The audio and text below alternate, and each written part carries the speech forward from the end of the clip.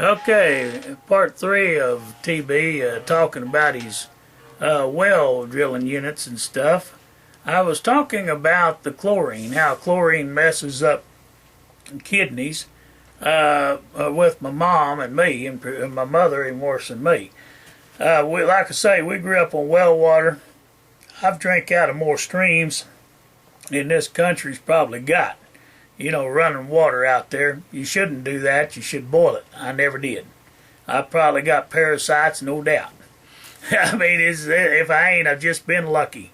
I never got sick from drinking running water out of the rivers and creeks before, but there's always that first time to get a parasite or first time to get sick from that old nasty water.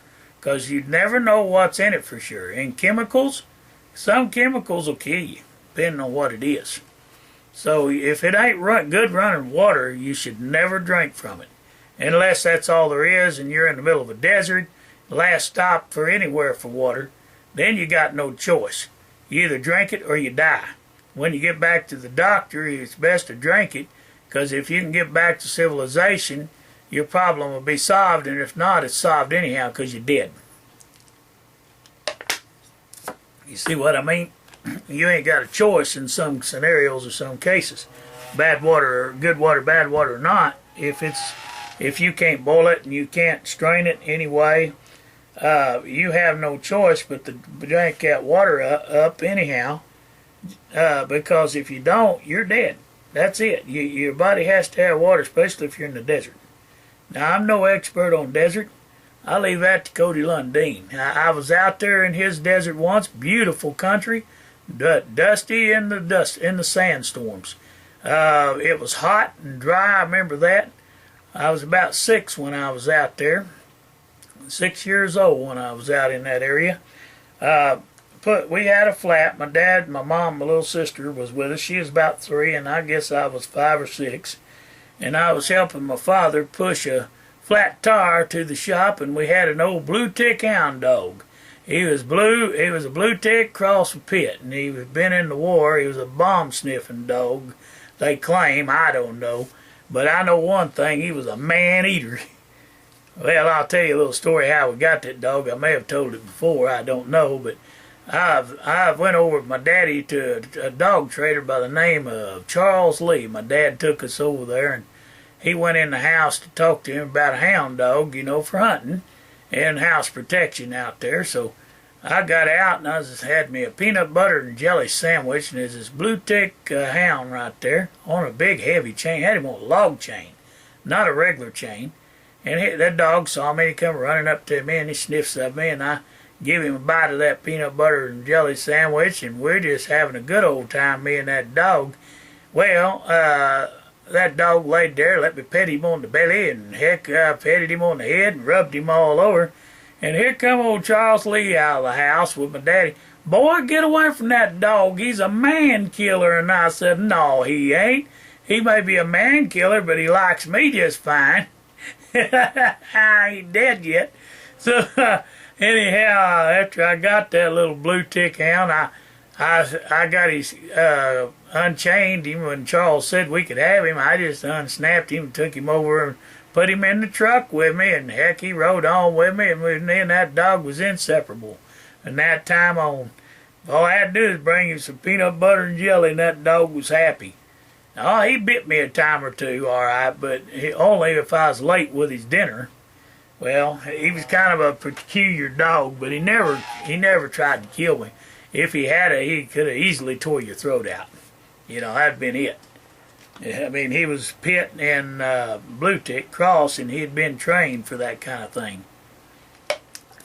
What was wrong with the dog? A bomb went off and killed his master. His master was defusing bombs over in Vietnam, and he got killed, and the story was behind the dog, and he was sent back. The dog got sent back home because he was bomb shelled, and they couldn't do nothing with him. His mind was a bit on the messed up side, but the dog straightened out after I got him, got to messing with him, took him hunting and everything, and he did pretty good. He could trail pretty good. He'd tree a coon, he'd tree a possum. A lot of people don't like their dogs tree possums. Well, a kid don't give a crap that ain't hunting in a wild coon hunt, just hunting off the land to survive. A possum will do. You know, it's a pelt to sell, and there's a little dab of meat. Of course, I ain't crazy about possum. I'll tell you right now, that ain't my favorite. The darn things can melt all day, and the longer he sits there, the greasier he cooks, the greasier he gets to me. Now, we eat the sweet potato and throw the possum out. Let the dogs eat the possum for as I was concerned. Now, I like coon. I like barbecue coon real good. I've had coon and barbecue coon fixed up, and he's not too bad. I've eaten squirrels, rabbits, frogs, turtles, snakes. Mostly rattlesnake was what we had in our area. Now, we also had water moccasin, but I never did want to eat one of them bastards. They are a bad boy. I've got bit many a time by water moccasin, and they're worse than a rattler ever was. You talk about, I was out for 3 days before I come back. No anti-venom, brother. My legs swelled up. I had blood poisoning for a while, but I had cut it open and opened the wound and poured it full of alcohol, and I passed out drunk. I went ahead and drank enough of whiskey to float a battleship. Should have killed me, but it didn't, and I didn't lose my leg neither. My leg's still tied on, but I was bit 7 times. Now, buddy, by water moccasins in a water moccasin water hole. It was a water gap I was fixing one morning, and dang, they hit my leg, went plumb through the rubber boot even. I was wearing rubber boots up to my knees, and they still bit me on the legs. They were just a swarm of them come through. There's what happened. I got out of there. I killed 3 or 4 and throwed them on the back of the tractor trailer, and man, I was definitely getting dizzy and sick, and I threw my tools on there, and I got on the tractor, and the sun was pretty high by then, probably 11 o'clock or maybe even later in the day. I don't remember at what time it was, but the sun was high, and I was getting dizzier and driving an old John Deere tractor with a trailer back to the house. And I made it to the house, the farmhouse, ranch up there, and nobody was around. Not nobody home, as luck would have it for me. Well, it was 17 miles of town, and I was fading fast. I didn't know if I was going to make it or not, so I decided not to try to drive to town. I'd probably get killed. I was going to try to drive back home, which was only 6-7 miles to my cabin, to the old storehouse where I was living. It used to be a store. It was called Manley Store. It's up there near Centralia, Oklahoma. Centralia is another town that dried up. Veneta did all right because the railroad track went through it.